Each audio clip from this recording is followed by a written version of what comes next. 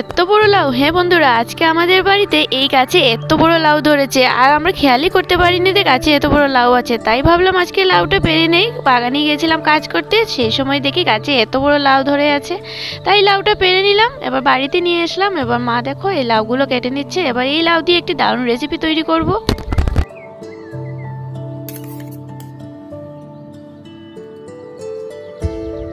এবার লাউগুলোকে খুব ভালো করে কুচি কুচি করে কেটে নিলাম। এবার একটা বাটির মধ্যে সব লাউগুলোকে তুলে নিচ্ছি। এবার এর মধ্যে দিয়ে দিচ্ছি কুচানো পেঁয়াজ, কাঁচা লঙ্কা, ধনে পাতা আর কিছুটা লেবু পাতা। না, এখানে লেবু পাতা এখন অ্যাড করব না, পরে অ্যাড করব। তো এর মধ্যে কি দেবো এবার বলো তো? এবার এর মধ্যে দিয়ে দিয়েছি 2 কাপের মতো ময়দা।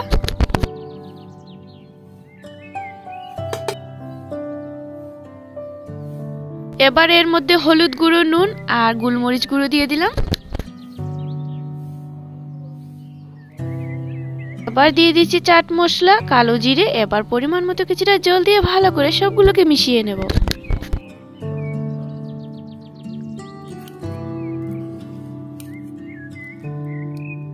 এবার এইভাবে ঠিক না পাতলা না ঘন করে বানিয়ে নেব এই ব্যাটারটা।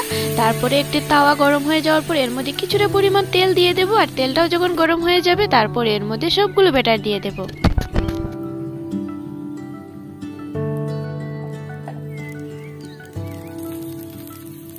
এবার 2 থেকে 3 মিনিট পর চাপা দিয়ে উঠানোর পর এর মধ্যে দিয়ে দেব ওই লেবু পাতাগুলো, যেটা আমি বলেছিলাম পরে ব্যবহার করব। এবার এই লেবু পাতাগুলো উপর থেকে দিয়ে দেব। এবার একটা হাতার সাহায্যে খুব আলতোভাবে ভালো করে এটাকে নাড়তে থাকবো কিছুটা সময়, ধরো 2 থেকে 3 মিনিটের মতো।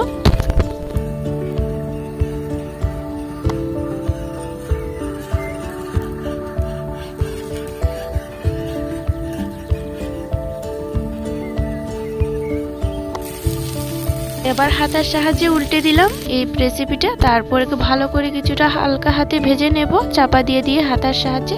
এবার রেডি হয়ে গেছে। এবার আমি প্লেটে নামিয়ে নিচ্ছি। যাদের এই সবজি পানিলাউ খেতে একদমই ভালো লাগে না, তারা কিন্তু এইভাবে বানিয়ে টিফিনের মতো খেতে পারো, অবশ্যই ভালো লাগবে। এবার একবার অবশ্যই তোমরা এইভাবে ট্রাই করে খেয়ে দেখো, আশা করছি অনেকটাই ভালো লাগবে। তো আজকের এই পানিলাউয়ের পরোটাটা আমার তো ভীষণ ভালো লেগেছে। এবার আমি, যদি তোমাদের এই সিম্পল টিফিনের এই রেসিপিটা ভালো লেগে থাকে তাহলে অবশ্যই তোমরা একবার বানিয়ে খেয়ে দেখো, আশা করছি অনেকটা ভালো লাগবে।